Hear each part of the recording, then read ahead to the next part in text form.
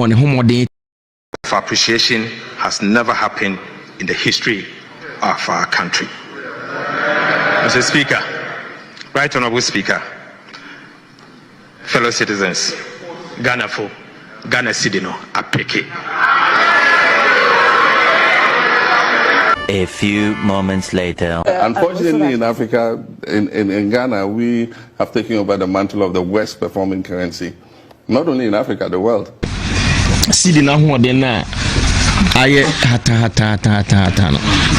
I think it's appropriate. Yebedi kan aye no answer. You see, niema mienu. Enche bia NDC betena akonya so na omunye adwuma nru ba bia. Bloomberg report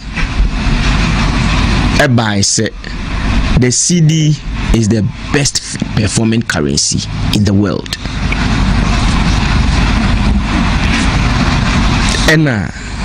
Enroya omasande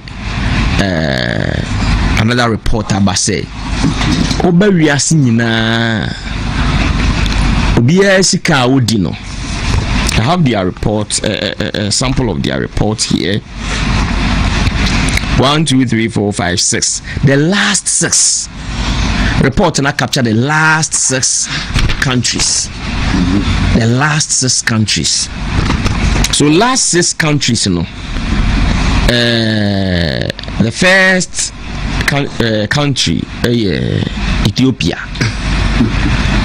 It is Ethiopia. Born homodin Ghana. Last 6, no, 1, 2, 3, 4, 5, 6. Ethiopia. Omo currency na born homodin achen Ghana. Chile. Currency na born homodin achen Ghana. Dominican Republic. So omo di peso. Abon homodin chen Ghana. Botswana. Omo su di pula. Abon homodin chen Ghana. Argentina. Peso. Abon homodin chen Ghana. The other form our 1 and 9. The Ghanaian cedi. Enti enim guasia yaje ama o mine. And when you go to my Joy Online, what say ope dollar nibia $1 is equivalent to 13 Ghana cedis. 13 Ghana cedis. This is city. Choco Forest Bureau, 13 Ghana cedis. And then you ask yourself, say, then you could do ha. 1, mamimbo guta for abaso. Time you see no. Now who are to dollar? Edu 10 Ghana cedis no. Yen yina ye de anu tumu bi se omontete niama so. And they said no. Yen hwe ni mu kakraka ansa. Mamu Ghana for yen hwe akomo mayeti empo. Because they see this as camouflage. Omo hu ne say e sustainable. Anche bia and a World Bank report. Ebe warning Ghana say. Now what Ghana is doing they say ye cotton gold na ye de akọ ni akoto dollars. Nye say ye adwuma bi na ama ye economy no mu peja na say bibisa. But ye ne say Ghana say ye tonaton. Ye cotton gold na ni esisi ayifo no. Omo ye mining no. Esisi omo a ni akoton di akoto dollar. Je de koje dollar na ye de aba Bank of Ghana. E hona adwadifo ne san ka kire ye say even 10 cedis na ye kan omo ko Bank of Ghana omo nya bi nto. You heard this story? Yeah. Okay, who asem kra wa ha say omo si omo ko banka omo nya dollar ni bi ento. Now ye be ko Christmas. So say enche be ko Christmas. Obia kwa akofa ne niema e di aba. No abeton no Christmas. So Bloomberg say a import surge. Importers no what Bank of Ghana be mu kakra bia from mutimi kokoto koje dollar ni bia no koto dollar ni bi kode cause fa money ma ba no within just 2 weeks sikane wo hono asa within just 2 weeks and time na omu miamia so no ana guta for kase no mu mia de nim say say this much na akodu dia mu mia mu no bia epese okodi dwa otimi be $5 ni bi no de kodi ni dwa what koto ne niam be important ne niam eba but dia mu ye die enne ya mu bia mu kakra bi say because of say enche ye be ko Christmas because bia nkofa ne niam na ye nsha ase nton bronya niam no tie de asi and Cocoa Farmers Association enra omo the statement about bonti omo say Omanpanyi Mahama any ato forson Cocoa no omo tu mo 128 Ghana cedis no omo say as a result say yesika no mu ayedu enti $6 a ombenya free amanone no sa dollars no is nothing to write home about because dollar no mu aye ha. Now they are demanding review of the cocoa price.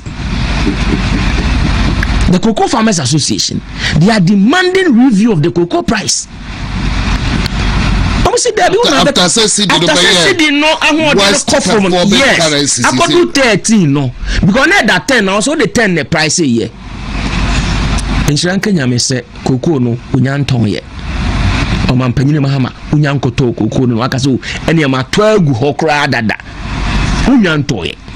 And they are saying say government should review the cocoa increment or the ma omono anya sa una say ope omo asem so wo dwene cocoa akuafo ho eche political party bia also reason of giving them 128 increment you say cedi no ehwo den enti 128 no the more ade on betim dia ye edoso enne cedi na hwase Bloomberg reports cedi no ahwase so they are demanding review. It is abano and review the cocoa price na kire say ayentro bi eno na obi nso te ba bia no say enie NDC aban sheda ena bra na dwadifo no hia $1 no ena am say na obe announce increment ninti oye na dwe say onfa ma dwadifo no wa announce increment awie nti afede otimi de ma dwadifo.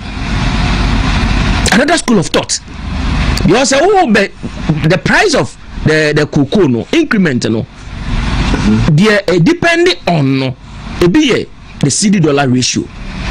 Nse cedi no ahoden ewo fom a sika no ebe kosoro you de betum ne be kosoro enti having this at the back of their minds no ena mo so yes okay ene yenye de ebe bia ye be quote cedi no ne dollar no as 10 Ghana cedis enti ye de cocoa price no eba ye mfa sika kese entum ya tum awie no ya mo 128 awie no na afi ya bie we na maomo na adwadifo na timi abefa $1 ni bi dia kokra niema nti adwadifo no befa bi na umde kokra niema na cedi no ho de ne ba foma at this time no ya ka chom se ebe mo 128 nti ene omuni hwiye biem so plan na NDC for afa edi chinchim kokko akuafo nsa ajiwa musika. This is the plan. But media me force say that's just idea a cosmetic. Yes. A cosmetic bra. A cosmetic. The money ye nyina no na cosmetic because sometimes the government was not spending. Yes. Don't spend it. Contractors one biaka.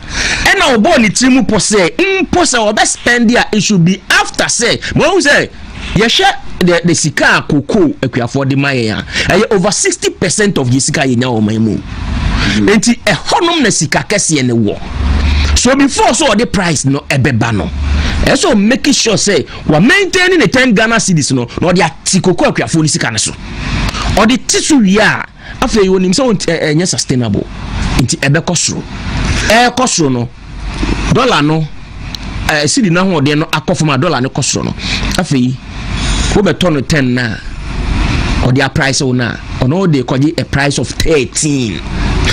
That's why do baby a catch up said Trump so policies so crabby Hawaiian. Yes, and a favor and also come. Okay, so Kiki, media. I believe say ye nyina yet your mind you. Obiya ni wa obeka say Ghana no emmo.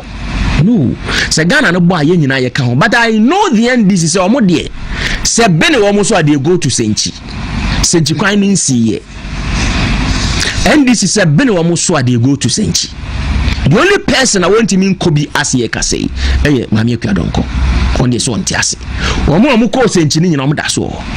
And I believe that at this time, no, so I say, yeah. NPP for be the Omhobejima Kubi. I could church, yeah, and this NPP, yeah, sir, I didn't say, I say, yeah, be being free. No, a koya and ye pay.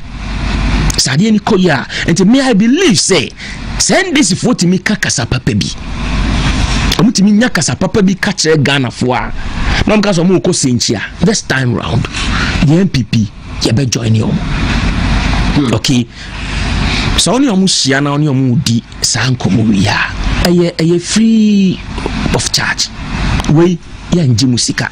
But Harry, honestly, may share that because that good tough war. Yes. You can't solve it so the crime is a trade minister near Bukoshia and the crowd. Obama, it says some 30 days, so say I hear deadline. Yes, 60 days. Yes, Obo Ash has had the now, as someone now can make cases, Macano has several times, so it take good and penny for the beer. Almost your book banks now. Forex double second. Yes, you are more common for the Aqua Nipa Okoka, Obedu Krodo Suduba, Sikanoba, Dobwesa Bagana, and Sapai. Yes. What were we doing to ourselves? And when they Sunday, the guys had the same.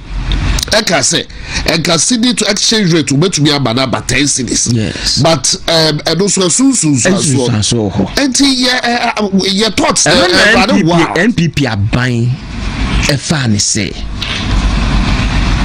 Sebeye ya yen so the private sector no yen so masini yi na yen one district one factory. Say ye one district one factory e be ma ye production no time be e be costro into yen imports always e be exceed your export will exceed our import. Into a basa we always get a trade surplus. Into your trade balance will be positive. But I didn't count it. And until I share 2023, the trade balance, Ghana's trade balance was 5.2 billion Ghana cedis. But you call 2024 no, now your trade balance about 44 billion Ghana cedis. From 5 billion to 44 billion Ghana cedis. So it tells you say now your production no air costro. Yen gold sem na ye kosro, yen oil sem na ye kosro, and ye ma ye manufacture o Ghana na ye kosro. Kakra yen no baya na ye nya ye di bi kwama no ne na kosro kakra. So we always looked positive in the eyes of the world. But they say again na AC. Now we are running into negatives. We are running into trade deficits. We are now recording trade deficit instead of trade surplus. Ekobasa esunsunsanso no ebini ba me dey me for say deliberate adie and NDC for the dada koko akuafo no dey NDC for your mother say yes see the na ho ode no betimi so betimi ate nemom at the time I be announce the increment in the and yet there be bia sa come to cry yenchene se Ghana for yentua omo kakra yentua se contractors yentua omo ka yentua se adwadi for yemma omo dollar ma omo mfa nkofa ne ma mfira ma no ne ma yemfa ma omo because the moment e be say yes spending no yen city na ho de no e be bafom as we are seeing now. As we are seeing now, into on the cocoa we no increment in a buy ye pay and then your masha say me I know say before say year we be ending the city as I see 13 forex no 13, but I believe say it could go to 15. It could go to 15. Yes, sir. Yes, for Christmas, no. Yes. See, say no. So be a Christmas near Baba. So then now, be a cacrama, omunya dollar nibi, edicofan, man. Who says so? Can't say him. This all can't say dollar nibium. Omasa cartoon. Dr. Mamudu Baumia go to Pegu on a huachreno. It's not saying no more coffasa, cotton, the copper dollar nibi cushion economy. And no more sacofa. No more cotton, and your dollar nibi, aside the abba, abebuay system. And Tigana, ye near a dear beer, and no, and MPP for can say yes, say ye pe good. Naya the adoma to so near the accord dollar, Abba Bank of Ghana, where ye friend and memoir. Yes, and no short time. Obetiema will see the no and who I day. But a long time effect and I know day a idea a bomb mine into MPP4 a year madre say among yes idea no. Meet and call for the Binomazo. Then this etimia yena see the no de no abafoma. Adena ye pair good niku hono. Yan tona see the no de no masro for political gains. This tells you say MPP yenya crocodile. And yes, I nada nipa no man to abama ye no to abama ye wia ye pe bia ye betimi no aye there be nyesa na MPP 40 time bia no aye the reality. I always challenge the NDC. Mo say economy no na enye, but the nyina na ye bompa ye say ye be increase the size of our economy. Ye be to a size of economy aye 216 billion Ghana cedis. Sebe Honorable Mwakwata, Finance Minister, Keno Foriata in Parliament in 2022 said, say, Empire Banyi Air Bonise, Yen GDP, about hit 1 trillion. And at the time, the NDC said, say, this is not doable. We are a this cannot happen. Ghana yentimi nya a GDP of 1 trillion. But as of the time and I fra konyaso 2024 no, we had over 1.2 trillion. That was the size of our economy. Wouldn't be a way to if you have a size of an economy 1.2 trillion, the catch on says, oh, quite baby crack or pet besia.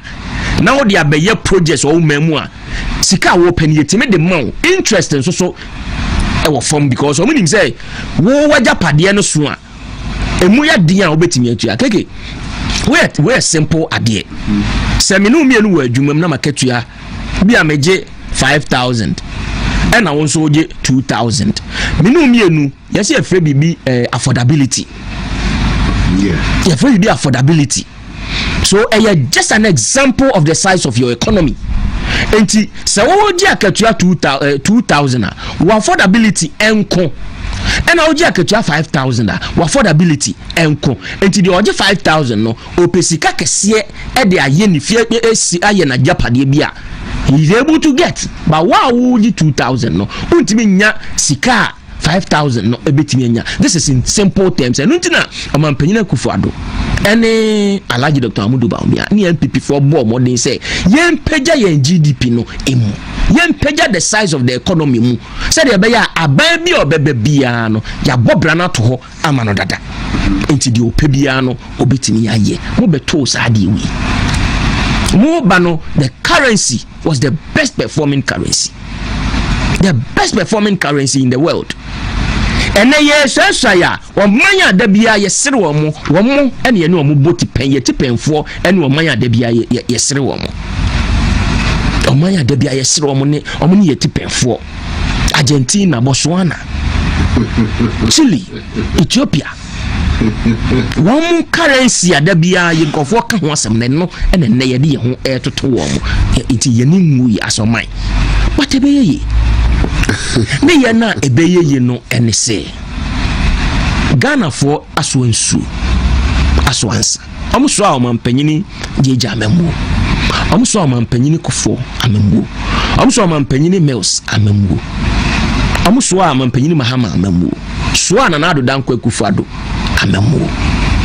sese omo saa wo omampanyini mahama ono mpo de Ghana fo aye na dom ama nsɔhwɛ no examination ho no wabetena ho watro bia wo ye wo questions ni nyina wo ena invigilator ne say woni ama bia se ho dodo nti wo de akofie ade akye me sama wo kwan sabra na betro the same paper hwɛ de wo toto papa so candidate ben na nya saa de we obeto papa so on toto papa so that become examination ho questions ni nyina me hu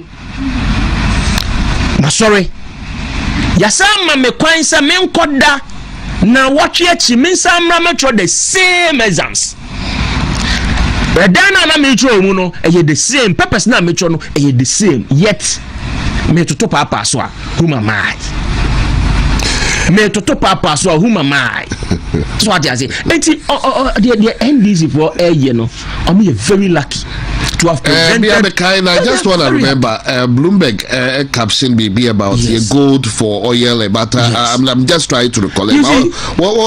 You see yeah me no what I know is a World Bank and IMF direct warning to Ghana say please concentrate on your economy and stop the buying of gold buying of dollars would be cushion your economy no and no ebetimi ama your economy no abo.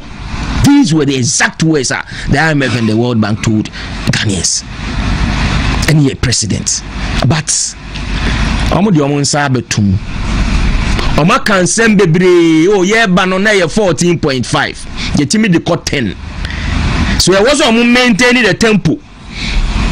So in their quest to maintain the tempo no and omo nan agene say Ghana ye to from one amena bia ye be wuram no eno ye nkanya sampa ye to from one amena bia ye be wuram no nya amena ketwa you also hear NDC for even some of the social analysts omunya NDC for said say the rate at which at the end they are even predicting 5 cities. Yeah. Almost about 4 cry. Me cry to 4 cities. To 4 cities. And they were saying about 4 cities the NPP are good. And your NPP na good. Momo sinto. And ya no NPP they be pay ya ho. Ghana for ni ye dada. Ghana for ni NPP for dada. Dia kan se ye be kan ye ho abom. Me I for say the air coffee and this woman mamemu economy ebeji wo nsem. Now Ato is not forcing. At the point Muhammad said Ato was forcing. Yeah, I know because it's a city not pick. Yes. Pick. And the city no are picking ni sunso aso. Yenhwe ni sunso aso. Just one slap from 10 to 13. One slap. Just one. 10 to 13. May the NDC for say time NPP babe fa the city no na eda around 4 no the 4 yeah be fa NPP be fa na 4 back in the days already. Yeah, okay. One good year na increment bi amaye. One good year na substantial increment bi amaye. Ye koya ma ye drew your second term still na ye tono 6 Ghana cedis. You do your second term ye tono 6 Ghana cedis. Na ye 2 cedis. Okay, na ye 2 cedis.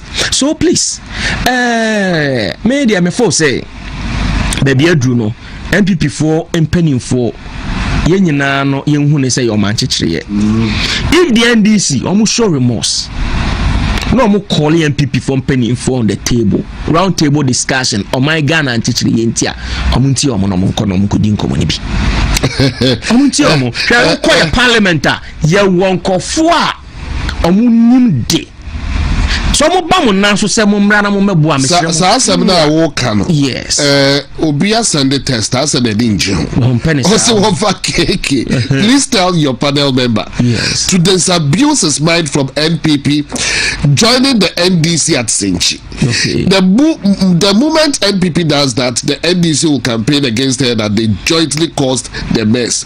Okay. So the NDC should be left to cause her own economic mess. Okay. The NPP should not teach the NDC what to do. Thank you, Kwejo Abuaku, Eddie Free, Pankrono.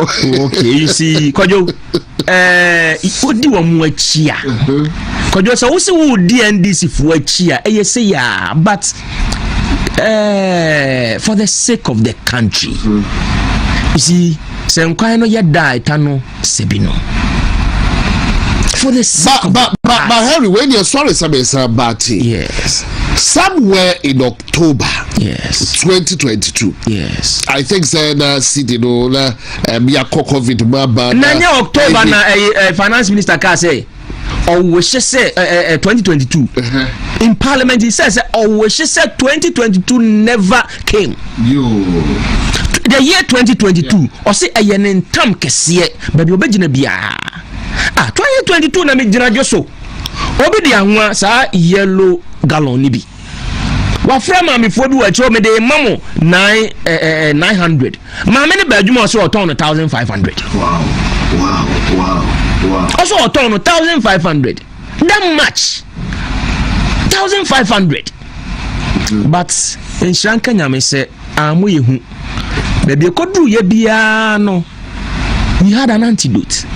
Yes, so anwa ma de na hyase se eba forma time aye free akunwa so no metimi de mensa esemebo se sa anwa no na ukuta 600 Ghana cedis na onya bi wodwom sa anwa na ekoduru eho no ukuta 600 Ghana cedis na onya bi wodwom nti sa de no from 1500 na atia be do 600 na wo baneda what me dey about 500 you are saying say the omani free 1500 no ebedru ye no wa money homodi meanwhile you know say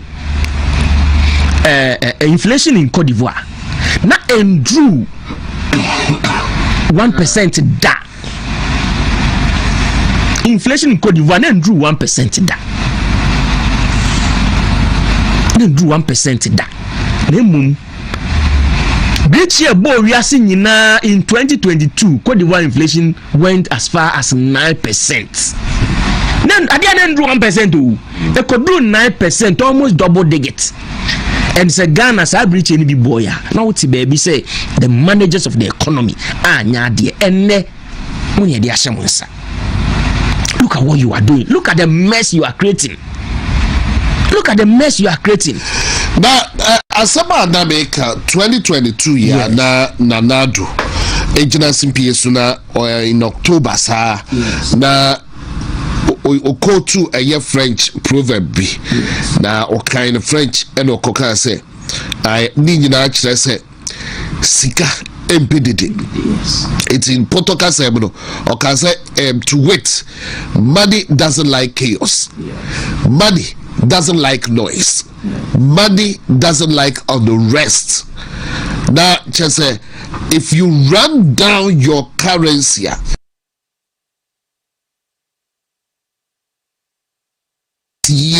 na make a year Bolgatanga Adam Smith I a friend Isaac Adongo FJ friends have dropped for the microphone CC the name. Now last year crowd time there June was so the Namiema a year Mohammed Amin Anta call UK not just one show cry near my picking back. I don't go say that we a businessman konda kope dollars egu koto dollars egu because I saw obo wajuma ho bai enti we a businessman onono de obetufu sekonda kope dollars egu ho because onono de opeso obo wajuma ho bai and then Henry you beka bi ada you see Hege untumi ye fidikese pa NPP amfa sansem no entity. Oh, say I advise. I advise. Be I advise her. Be I advise her. So no, what does go to be a finance minister, but yeah. You see, by J. Farmer. Yeah. And your foot to a dear tree. At the end, you say, I drop $1 ago. Okay, one thing they say,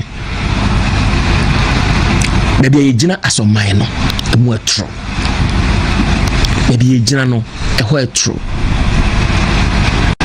We kai ade bia NPP for year ya US ebe ball Ghana abaso o man bo NPP abaso sa drone service the health delivery no UK, and they said say omu esua so on NDC ni ko share with the so oka ya no aso sirim na drone nya ni pakro ne manzo ne aden on the went to but onim pefe say obroni ne ba Ghana ebe kan asasem be bo Ghana abaso wanfa amu aban no o de bo Ghana abaso yet amu srei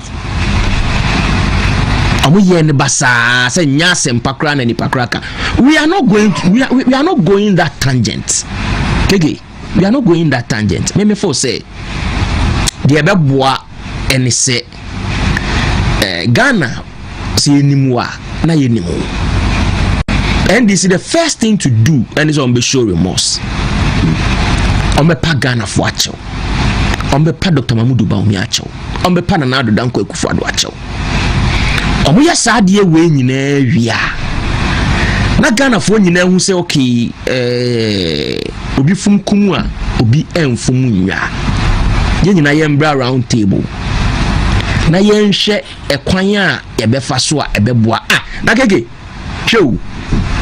Adi MPP ye ka se ye be in 2024 eno na mahama wo ye inteno so e se ye kato mframam ye hu book ye bibia enen niema so be treni IT for be ye den nyina ye niema MPP for ye ka se ye be ye in 2024 hu mu otwitwa ne kakaba ontimi implementing ye so suro ye am sa ye because policy ne de ba no mo san sere o we ye nye ya enye ye but enne kakra ba Ghana ni no all benefit no mfa ho nipa kro propose ye. You see the point? Ghana ni na ebe benefit no mfa ho nipa kro o propose ye. Okay, so I still stand by it say ebi obi beka say tit for tat. You do me, I do you. But me so me force say MPP for ye do Ghana for to the extent say Ghana ni kwa unye mu a na ya party ya sorry jina ya said the way ahotresi kono can for that must go ya party ya guy and this is the way they cannot do it because they don't have Ghanaians at heart na Ghana for your journey okay ni etimi sorry ti ya ban and they will not do it almost wrong to me but MPP for us ade ne beboa o man panyi kra ti mi kan sem bi me kai time na to bia na ya ban no de ba se o ka se isi kwan mu a to levy to levy the first person who spoke against to levy was Samuel Uku, our national organizer. So you see we felt say Ghana for M-Pesa at the end of Mpo sa momo charges ya e-levy e-levy at a point the NDC for the data and say edi can buy na how do so at the time no your minority leader no say 1% there okay minority nyina be for so you have that with your evidence original floor na all can say 1.75 on the high side say about 1% there any enka okay edima will be dia ne bae afi dia ne bae implement we no omu twa wo ho esa kan sama mpo at the point e kodu 0.5%. Still they spoke against it. Okay, time and here say another Danko Ekufuado de say MMDCs no on cry a pronouncement say this is the last time I may appoint MMDCs. Ghanaians mo na mo beko na mo yimo MMDCs ni NDC for ne shase amuni parliamentarians mo jiade ya tumu ekodu 10 minutes ya be referendum no mo sorry jina so mo ntiase I'm sorry jina yes so mo ntiase because omuni say e be credit to the MPP. So they will not understand, they will not be part. And no more than same be bata ho and adie no ejikuye. Okay, so I wouldn't say it for that. Obi beka K double K me nka me for say yamwa wo mo if they had when you bold enough the bat table saying I and discuss because now be so mom say what is salvaging the situation you say go the go aye koton the dollar we say the gold board I don't know say e economy and sa gold board yi adwuma omudi apart from sikano omusisi minus no ate bo no so amano ne bo no ate so amudi sisi minus no apart from eno no dem science am ko akoton ye normal kwaje dollar dey be pushing the economy no but abrofo na san won yen say gold body ajigu a eye DMPM bibia ni hobiem ato is forcing yes ato now ato cannot force ato is forcing now ato is not forcing now ato is not forcing now ato is not forcing baby ye nan asia ye kono ye prayers but me bompa ye say ye encourage because ye encourage ye ba 2020 so the country broke country no broke yes encourage but can be about 2028 ye be break and san ye timi dia be true baby yeah God MPP shisha dia na kama no baby jiregu na MPP baby na osna started from scratch but Harry but I say ya sorry be a minute pena be a obi bika na say would be also the idea but I say I think say the DBC no mechia MPP fu nyina mesre obi ase adwobre candidates no te say the Kodobamba kan ya no yenye clean campaign o kan ye asem wa ye kan you know and this for recorded go asem wa ye ka bia mo recorded when the time comes omo nka adefoforo bia rather than say ombeko information center no more the pen driver come home no more yes sorry a very good evening to you Chairman Bernard Enchibuesiako Chairman would to be a very good evening to you Brendo Dua yes incoming national Chairman would to be good evening to you na afi Honorable Francis Uswecha good evening to you once again and then Dr. Evans Kwaf EKK Charity Foundation Michia wende Ayubre no Katachie in team Sutifi North ono so see e bia bia pra obeba first vice ya de besia na sidi na peke apeke